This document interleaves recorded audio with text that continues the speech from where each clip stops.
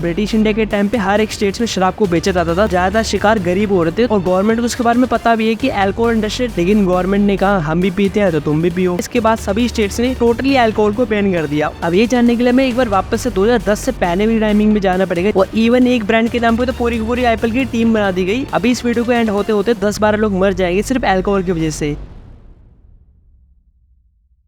India दुनिया की सबसे ज्यादा अल्कोहल कंज्यूम करने वाली कंट्रीज में से एक है और इसलिए शराब की वजह से इंडिया में मौतें भी काफी ज्यादा होती है। अभी इस वीडियो को एंड होते होते 10-12 लोग मर जाएंगे सिर्फ अल्कोहल की वजह से। और ये बात मेरे को भी पता है, आपको भी पता है कि ढेरों लोग परमात्मा को प्यारे हो जाते हैं सिर्फ अल्कोहल की वजह से। इसके बावजूद भी इंडिया के 90% टीनेजर अल्कोहल को कंज्यूम करते हैं और लड़कियां भी कम नहीं है। 15 साल के आसपास की लड़कियां चाहे 1% ही सही लेकिन अल्कोहल को कंज्यूम करती है। और ये रिकॉर्ड तो सिर्फ टीनेजर्स के बारे में है ना। अगर मैं आपको ओवरऑल इंडिया का बताऊं तो 43% इंडिया की पॉपुलेशन सिंगल ओकेजन में 4 पैक तो मार ही लेती है। अब कभी ये लोग शॉप पे जाके पैक मार लेते हैं तो कभी अपने होम पे डिलीवरी करा लेते हैं। लेकिन एक सेकंड, होम डिलीवरी अल्कोहल की ज्यादा हैरानी वाली बात नहीं है। असम, वेस्ट बंगाल, ओडिशा, छत्तीसगढ़, मेघालय और महाराष्ट्र में दारू को आप होम डिलीवरी करवा सकते हो, बस थोड़े से एक्स्ट्रा चार्जेस लगते हैं। लेकिन अगर आप दिल्ली जैसे शहर में रहते हो तो घर के बाहर एक कदम रखो और शराब की दुकान सामने मिल जाती है। ऐसे में जो दिल्ली जैसे शहर में बंदा रह रहा होगा उसके एडिक्टेड होने के चांसेस काफी ज्यादा है। बस उसकी बंदी एक बार उसको छोड़ के चली जाए, अगले दिन से वो पैक मारना शुरू कर देगा।